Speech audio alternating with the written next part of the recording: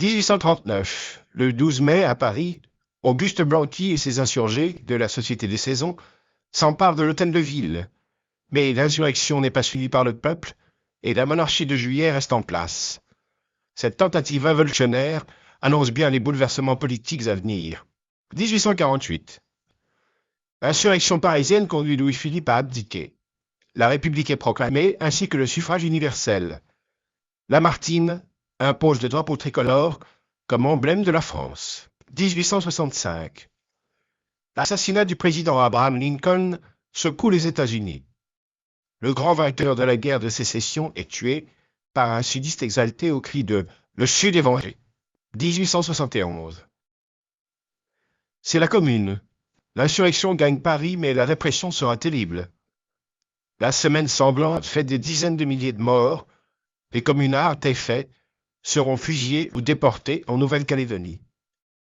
Un an plus tôt, Napoléon III s'inclinait devant les forces prussiennes. 2 jours après la capitulation, la Troisième République était proclamée. 1880. Ces travaux pharaoniques sont conduits sous la direction de Ferdinand de Lesseps, le glorieux constructeur du canal de Suez. Mais un scandale financier éclate, touchant de nombreux députés français. La Compagnie française du canal est en faillite. Le canal sera percé en 1914 sous l'autorité des Américains. 1894.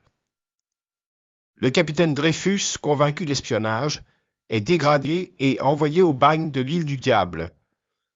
L'affaire Dreyfus va secouer la France entière.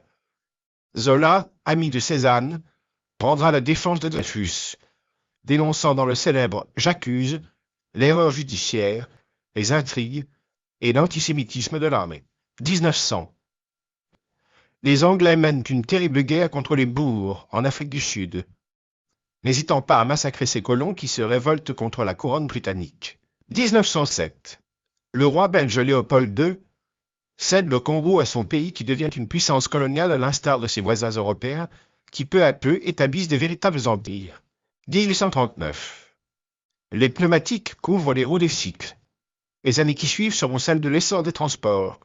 Sur route, sur rail, par la mer ou par les airs, l'homme conquérera bientôt l'espace et le temps. 1848. Le 24 janvier, on découvre des pépites d'or en Californie. Des hommes et des femmes du monde entier, pris par la fièvre de l'or, viendront dans ces contrées hostiles dans l'espoir d'y faire fortune. 1859. Le colonel Drake fort le premier puits de pétrole. Bientôt les champs de Pennsylvanie se couvriront de derrick. La fièvre de l'or noir gagne les États-Unis. 1876. L'Américain Graham Bell présente pour la première fois son invention à Philadelphie. En février 1877, il établit une communication entre les villes de Boston et d'Essex, distantes de 22 km. 1903.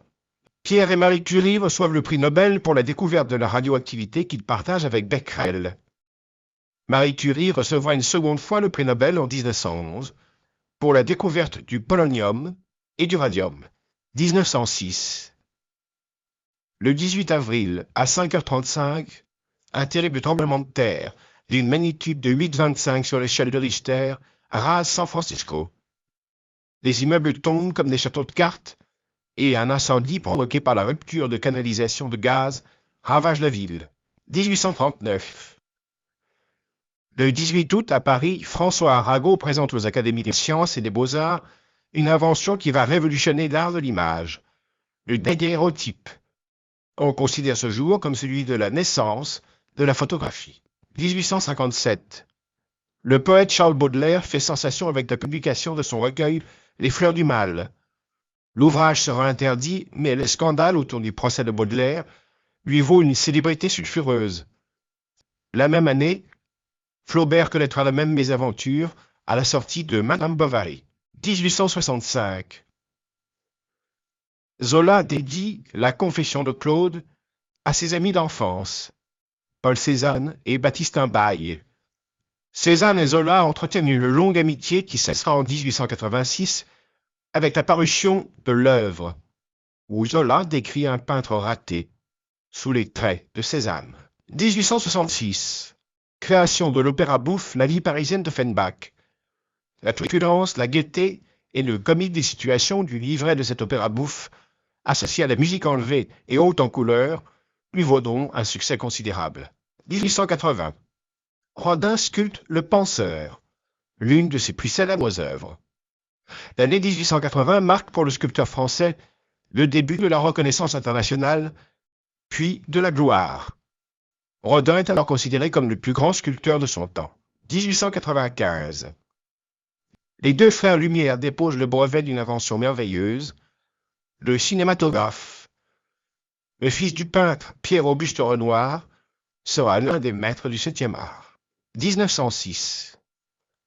Le début du XXe siècle salue une nouvelle invention de la photographie, l'autochrome, qui permet de restituer des images en couleur.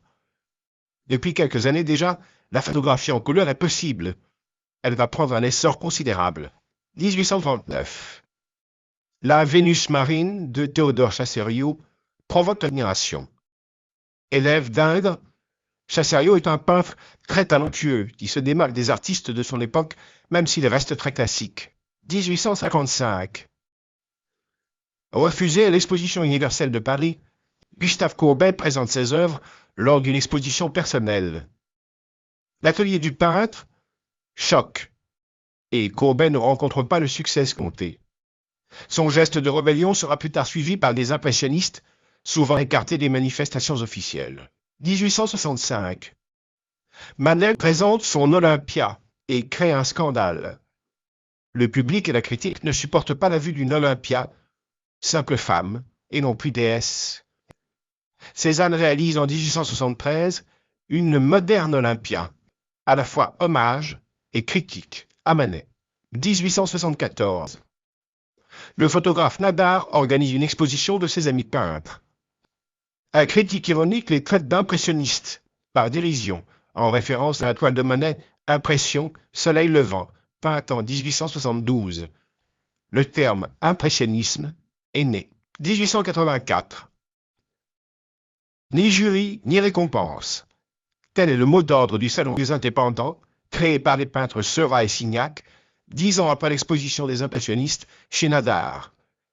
Cette manifestation est destinée à accueillir les peintres refusés du salon officiel. 1888. Vincent van Gogh est à Arles. Il ne lui reste plus que 2 ans à vivre.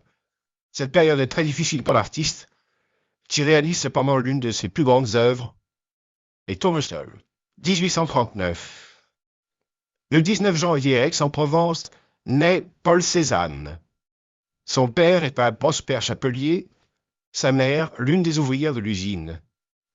Ils se marieront une semaine après la naissance de leur fils. 9 ans plus tard, le père de Paul fonde la banque Cézanne et Cabanol. La famille est désormais installée dans la bourgeoisie locale. 1858. Cézanne obtient un 2e prix de dessin et peint ses premières œuvres. Son père s'oppose à sa vocation et le dirige vers le droit. Il écrit alors ces vers. Mon père le banquier ne voit pas sans frémir, au fond de son comptoir, naître le peintre à venir. L'un de ses camarades de classe est le jeune Émile Zola avec qui il y a une profonde amitié. Zola encourage son ami à peindre et l'exhorte à venir le rejoindre à Paris. 1861. En mai, Paul Cézanne a rejoint Zola dans la capitale. Il a abandonné le droit et enfin convaincu son père de le laisser monter à Paris.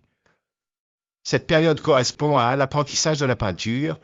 Il passe de longues journées au Louvre, où il étudie les œuvres des grands maîtres. 1866. Cézanne rencontre un modèle, Hortense Fiquet. Ils auront un enfant, Paul, en 1872. Cézanne taira cette liaison à son père pendant des années. En 1870, la guerre éclate. Cézanne se cache dans le Midi, à l'Estac, où les gendarmes ne le trouveront pas. En 1872, il se tourne vers l'impressionnisme et expose en 1874 chez Nadar, en compagnie de Pissarro, Renoir, Monet, Degas et bien d'autres. 1877. Paul Cézanne se détourne peu à peu de l'impressionnisme. Il s'isole et effectue d'incessants allers-retours entre le Midi de la France et la région parisienne, où il séjourne souvent chez son ami Zola. En 1885, Il s'établit à l'Estaque où il peint de nombreux paysages inspirés par la lumière du Sud. 1887. Cézanne est de plus en plus solitaire. Les critiques et les officiels du salon refusent inlassablement son travail. Il se brouille avec Zola, son ami de toujours. La mort de son père le laisse à la tête d'une fortune qui lui permet de continuer son œuvre, seul, dans le Midi. Sa peinture s'enrichit, et il réalise quelques-unes de ses plus belles toiles. 1895. Cette année marque le début de la Reconnaissance. Un jeune marchand de tableaux, Ambroise Vollard, organise la première exposition personnelle de Cézanne. 150 toiles sont exposées. Cézanne, que certains considèrent maintenant comme un génie, continue ses recherches picturales et s'est fait construire un atelier dans la campagne d'Aix. 1906. Le 15 octobre, un orage surprend Cézanne qui peint dans la campagne. Victime d'une congestion, il meurt le 22 octobre. Pendant ces derniers jours, il a continué à peindre et à apporter des modifications à ses dernières œuvres. Les portraits du jardinier Vallier.